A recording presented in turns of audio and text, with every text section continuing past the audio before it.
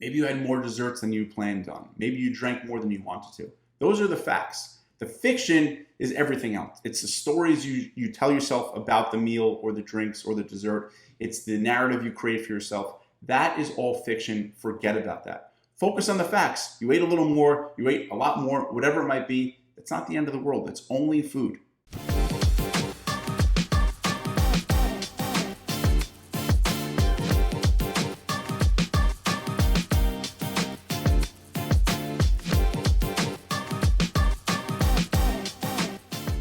Hey there, Adam. We are back at last. It's good to be back. Weeks. Yeah, it is. And we apologize for the delay. You know, it's the season. Illness, it happens. But here we are. And we're just, a week out from the next holiday. I think we said it right before Halloween. We're like, here we go. We're on the trajectory for all the holiday challenges. So here we are. Up next is Thanksgiving. So that's what we're going to talk about today. Right, Adam? Yes. And it's not going to be your average Thanksgiving tip show. No. I mean, listen. First of all, if you're working with us here at My Body Tutor, you've been in training, all right? You've got the tools. You've had meals out. You've had Halloween. You've probably had a birthday, perhaps a vacation, a work dinner, right? Your tools they're in your toolbox. They're shined up. They're ready to go. So yeah, not your average, tips for Thanksgiving. We kind of have a different spin on it. I kind of think we led with this at Halloween. So this time, the goal is to really make this what we want to call an outlier event. And I want to give a shout out to a client of mine who called himself out the other day. He and his family were headed to Disneyland and he was like, listen, do you have any tips? And by the way, I realized this is an outlier event. It's not my typical day, so I'm not too worried about it, but I also want to keep my momentum going. That's exactly the frame of mind we want you in. Make this an outlier day. Just one day, way out there. Exactly. I'm not going to go out there too long, right? Yep. All right, Adam, you want to lead us in? Yes. So should we start with actual tactical tips for the day first, because I know we have a lot of thoughts around this, given what you just said also. Yeah, let's just kind of get that out of the way because, it's helpful to be reminded. Okay. So first thing first is, your life, or at least my life, is not a Norman Rockwell painting. I think sometimes we have a lot of preconceived notions of how Thanksgiving should go. And of course, as we know, expectations can hurt us if they're not met. So try to go into it without expectation. This is not a Norman Rockwell painting. We have people that might be this way. We have people that might be that way. Just try to enjoy it. Try to let them be your teacher, as they say.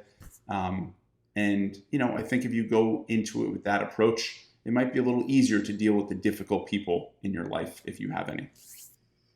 Yeah, I like that. No idyllic expectations. Exactly. And of course, disappointment, frustration, anger can lead us to overeat, right? So that's why it is important. Other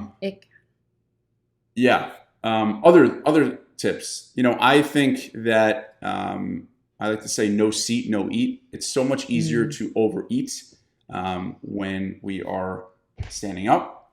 So a good rule of thumb, I think, is only allow yourself to eat while sitting down. Because it's just an extra catch, right? It's an extra check, because either you can be standing around the table or the counter, or whatever it might be, and you're just eating mindlessly, right? But if you sit down, you're giving yourself another chance to check yourself. No seat, no eat. I also think it's helpful, unless there's a really, really special appetizer, save yourself for the main event. Save yourself for the main course, the good stuff. The appetizers that we've had many times over, to me, I'd rather skip those. I don't think those are necessarily worthwhile. I'd rather save myself for the stuff I don't usually eat. No, that's a great one. To kind of back you up on that one, well, more the no seat, no eat situation. If it's not on a plate, in your hand, or at the table, don't do it. Don't do it. And this is a great tip too for just just boundaries, right? Like I talk to my clients a lot. I'm like, the plate is your boundaries. Healthy relationships have healthy boundaries. The plate is our boundaries. this also applies to people you have a hard time dealing with at family holidays. And I know a lot of times that comes up for my clients. They're like, oh my gosh, how am I going to deal with the discussions that are going to come up at these family events? Well, let your first line of defense be how you practice boundaries with the food that you eat on that day, right? If you're practicing healthy boundaries at your plate, you can also practice healthy boundaries with those people who may trigger you. Yes. And, going back to what I was kind of talking about, focus on the special stuff, focus on the worthwhile stuff. To me, something has to be worthwhile in order for it to be, good and for me to eat it. And to me, if it passes the 2-week test, right? Well, I remember this in at least 2 weeks' time. And there's so many foods we eat, we don't even remember it the following day. So save yourself for the worthwhile test. Again, will I remember this in 2 weeks' time? I think that's a good litmus test to go into Thanksgiving with.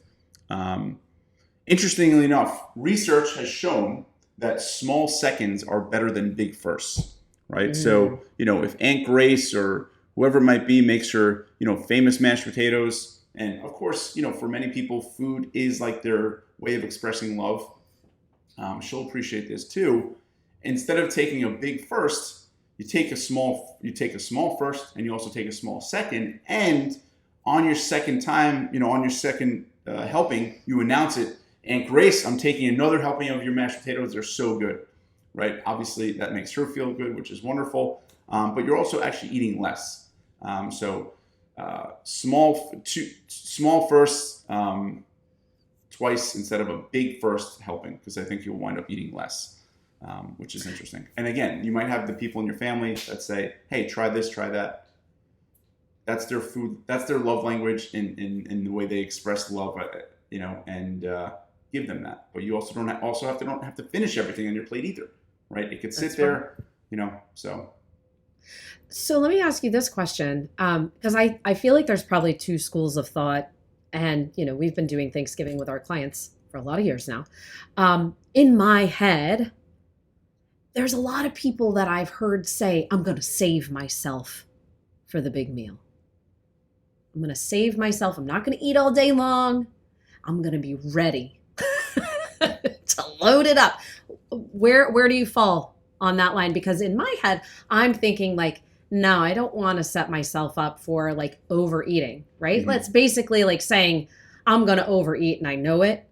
And that pushes me into not feeling great on the other side. So what's your thought on that? I mean, there's two schools of thought. Of course, there's a school of thought where it's like eat a normal breakfast, maybe even eat a lunch, and then, Thanksgiving dinner is just another dinner, right? Maybe you eat a little more than usual, but that's it. And then there's a school of thought. It's like, hey, this is once a year. This is my favorite meal of the year. And I'm going for it. And to your original point, this is an outlier meal. So if that's what you want to do, great. But let's make sure we have a plan in place to recover so it doesn't turn into outlier meals, plural. And we'll get to that. We'll get to that because that is definitely the focus of this video. All right. So permission granted, guys, to do this day however you want. And you know what? I gave a longtime client of mine, that permission several years ago when we first started working together. And he admitted to me afterward, he was like, the permission to just enjoy Thanksgiving was huge. It was huge. Like, set down the worry. Let's be clear. Everybody who may be on a weight loss or fitness journey, Thanksgiving isn't the day you make progress. Like that's not a weight loss day. Not typically, right? At least not in America. Maybe somewhere else. But yeah, let's just let go, and that's okay. Enjoy Thanksgiving, because what you don't want, of course, you don't want to regret your choices and behaviors the following day. But you also don't want to be like, man, I just totally ruined my whole Thanksgiving because I was trying to diet my way through it. Right. Fit and happy is the goal, not fit and miserable. But miserable also, the way I initially kind of created that is miserable is like, oh, you're eating salad, let's say, even though salad can be really enjoyable while everyone is eating pizza or turkey, whatever it might be, like, whatever the meal. But miserable can also be you're miserable with your choices, to your point. And it's like, it doesn't feel good to go against your word or your commitments, but sometimes having that permission to say, you know what, today I'm placing that commitment or I'm placing that whatever it is away for just the meal can be helpful, right? Have some grace, have some compassion, have some just, forgiveness and allow yourself to enjoy it. Yeah. Some other tips for the actual meal: slow down. So often people daydream about their favorite food or their favorite meal, and then when they're actually eating it, they're shoveling it into their mouths. Slow down. Pretend you're a food critic. Savor the flavor. Fork and knife down between bites. Sips of water between bites, ideally. Just slow down. Enjoy the people if you can. Enjoy the experience. Enjoy the company. For some people, there's not that many times where they get to sit around a table with all their family. So just try to enjoy it if possible. Also, I mentioned water. Another tip is alcohol, right? To drink or not to drink, always tricky. Usually we have a few drinks, our inhibitions, go down. Our short-term irrational mind gets louder, and it becomes harder to make good choices or choices that we might feel good about. So just keep that in mind. If you're going to drink, if you are, one rule of thumb I like is try to sip water with the alcoholic drink, just to slow yourself down, to pace yourself. So that's a decision you have to make. But again, I like to think of alcoholic drinks as a donut. So you're going to have a donut with your Thanksgiving meal. Up to you. What else we got? I also think Thanksgiving is not just about the food, right? It's about activities. It's about fun. It's about maybe watching some football, maybe playing games. What's the game where you have to guess what it is? It's what is it called? Charades? What? Charades? Charades or catchphrase. I was trying to set you up to actually play the game with the game. Oh, dang. Well, did I guess it? Yeah, I think so. I thought it was catchphrase, but it might be charades too. I mean, it's all, there's a lot of things you can do that are fun, right? And maybe plan some fun activities after dinner, before dinner. Try to enjoy it, though. It does not only have to be food, right? Food is a part of it, certainly, but there's other things you can do with everyone around. Other things, one thing I like is always, no eating in the closet, right? There's a lot of people, especially people who are hosting, they're busy, they go in the kitchen, they're taking an extra bite of this, an extra bite of that when no one's looking. One of the things I like to say is what you eat in private, you wear in public, right? What you eat in private, you wear in public. So there's no shame. Eat in front of everyone. You don't have to sneak anything. It's only food. It's not your best friend. It's not your worst enemy. It's only food. So try to eat in front of people, no sneaking. I think that's important. And then, to your point, you mentioned, think about how you want to feel, right? I think that's really important. It really is helpful to think about how you want to feel when your head hits the pillow at the end of the day, when, at the end of the meal, all that good stuff, right? How do you want to feel? Do you want to feel just, so stuffed, you can't even move, you can't even walk? Like, I don't know. To me, that's not necessarily the best way to feel. But think about how you want to feel. And last but not least, in terms of the actual meal, and we kind of touched on it, is, perfection does not exist. The goal is progress. The goal is, slowing down. The goal is better than before, but it is not. There's no such thing as a perfect Thanksgiving meal. As we said, this is an outlier event. We want to get away from that. And to me, it's all about this, which is what we're going to talk about now, is, what happens late at night, right? So after the meal, are you eating another kind of second Thanksgiving meal? What happens on Friday morning or Friday during the day? That's where the results actually happen. Yeah, definitely. I mean, and I have to tell you, Adam, the thing I see, and this isn't just with these kind of outlier meals, right? Like, I'm not just talking about vacations or holidays or birthdays or work events. I'm talking about the people I work with on a day-to-day basis who hit bumps in the road. The number one thing I see that gets in their way is judging themselves for hitting a bump. That judgment, guys, that's the one thing that you have to work to let go of. No matter how your Thanksgiving goes, it goes. It's done. It's in the past. Dust yourself off and move on. Because let me tell you something, probably 9 out of 10 people in this country celebrating Thanksgiving, they're going to hit a bump. They're going to hit a bump. And the difference between you listening to this or watching this or working with us and them is we're going to get up and we're going to keep going. We're going to have a plan in place for feeling good on Friday, no matter what. and just moving forward and letting Thanksgiving be an outlier. And I encourage you to do this with all of your bumps in the road. We need those bumps. They're going to happen, right? But it's that piece of judgment. What do you think about that, Adam? Yeah. Our most successful clients are able to recover right away, right? So they have a bump in the road and they get back on track right away. And I think the key to that is your point, is ultimately it's self-compassion, right? Mm-hmm. And I think one of the things I want you guys to try doing is separate fact from fiction, right? So the fact is, maybe you ate a lot on Thanksgiving. Maybe you had more desserts than you planned on. Maybe you drank more than you wanted to. Those are the facts. The fiction is everything else. It's the stories you tell yourself about the meal or the drinks or the dessert. It's the narrative you create for yourself. That is all fiction. Forget about that. Focus on the facts. You ate a little more, you ate a lot more, whatever it might be. It's not the end of the world. It's only food. The key is we focus on the facts and we move forward. Forget about the fiction, right? That's where we get into trouble, is we beat ourselves up, we create this story, or it's, here I go again, or why can't I, no, forget that. It's one meal. Have the self-compassion and practice it. It is a skill. Self-compassion is a skill. It is not something you're just born with. It's a skill, because we're naturally wired to focus on all the things that go wrong versus all the things that go right. Yep, definitely. And the thing is, it's not a moral failing. So what? You ate an extra piece of pie. So what? You had a late night turkey sandwich. I mean, I'm looking forward to leftovers. It doesn't mean we're bad people just because we ate more than we planned to or had a couple drinks more than we planned to. Whatever. You're human. And the truth is, you're not trying to hurt yourself. You're trying to help yourself. You're trying to have fun. You're trying to feel good, right?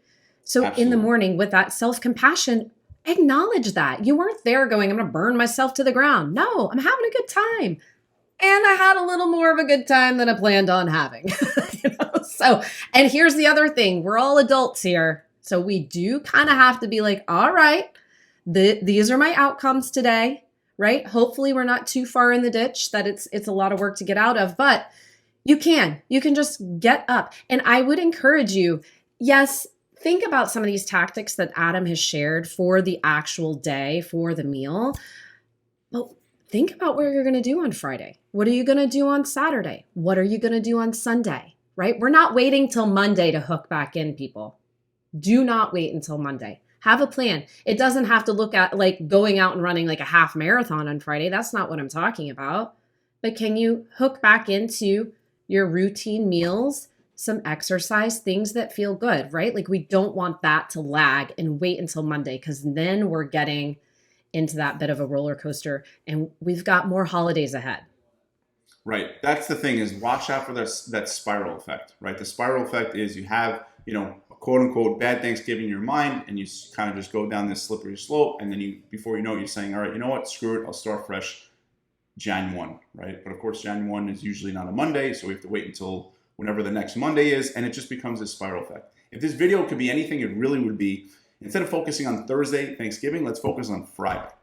Yeah. That is where the magic is. And it doesn't mean you can't have leftovers. Leftovers are wonderful and delicious. I love them too. But it also doesn't have to be a full out, Thanksgiving fest every single meal for the entire long weekend, right? So maybe you'll have leftovers on Friday for lunch, for dinner, but maybe you can get a walk in. Maybe you can get a workout in.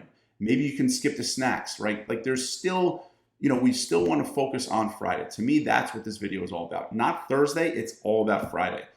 We want to, catch ourselves and get right back on track. Yeah, definitely. I mean, that's it. That's it. Everybody's going to do a good lift on Friday, not necessarily in the gym. I mean, lift yourself up. We got to keep going. Right. Practice recovering, practice making a U-turn, practice self-compassion. Those are all skills. They're all skills. And any person who is healthy and fit, they have mastered those skills. And it usually comes down to self-compassion, right? Practice that though. I think another thing people kind of start getting into is, I'll wait until the coast is clear, right? But the reality is there's always something on the horizon. There's never a perfect time. And that's the idea, because if we wait for the perfect time, then we're going to continue to wait, right? The idea is to figure this out and work through this, through the holidays, through the, tough times of the year, so you can sustain this, right? Waiting for the perfect time is just delaying the inevitable. And, eventually you're going to have to work through this, because otherwise an off and on switch, and we know what that means, right? Off and on, all or nothing leads to nothing every single time. The goal is always something. Yeah. Yeah. Well, and the perfect time doesn't teach you anything, by the way. It's not the perfect times that are in your way. So if you're only practicing things during the perfect times, you're not getting any better. Right. Right. So I think there's a lot of tactical tips you can try on Thursday, but for me and Haley, I know what's most important for us is Friday. Friday is where the magic happens. Instead of, worrying so much about, Halloween, let's say, or Thanksgiving, or any other number of special meals you might face in the next few months, focus on the meal after, the day after. That is where the magic happens. And if you do that, then I promise you, this is just a quote unquote bump, and you'll be right back at it. Sounds good, Adam. All right, guys, thanks for listening. Thanks for watching. Let us know how your Thanksgiving goes. Feel free to leave us comments and reviews on the podcast or on our YouTube site. Send Adam emails. He loves emails. Loves emails. Send them. Love emails. And, just from the bottom of our heart, thank you so much for, being a part of the My Body Tutor family. We're truly grateful for all of you. And, we wish you a healthy, happy Thanksgiving. And we look forward to continuing to do what we do and helping you realize your full potential. Absolutely. Guys, take care, stay healthy, and we'll see you on the flip side.